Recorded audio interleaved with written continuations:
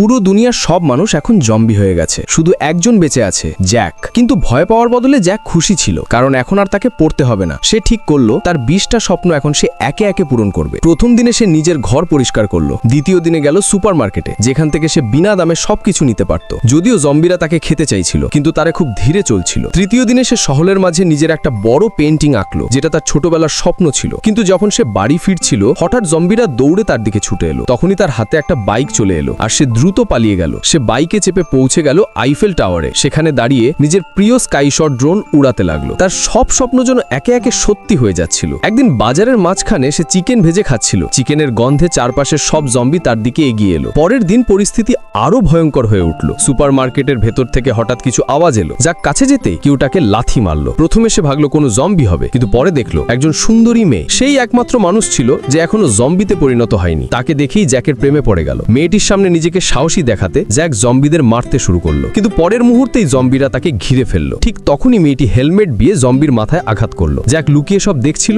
মনে মনে ভাবলো এই মেয়েটি সত্যিই ভয়ঙ্কর। তারপর সে মেয়েটিকে নিজের বাড়িতে খেতে আসার আমন্ত্রণ জানালো, কিন্তু মেয়েটি না বলল, আর জ্যাককে সতর্ক করে বলল বাঁচতে চাইলে তোমাকে কিছু স্কিল শিখতে হবে। এই কথা বলে সে চলে গেল, আর জ্যাক তার দিকে তাকিয়ে রইল।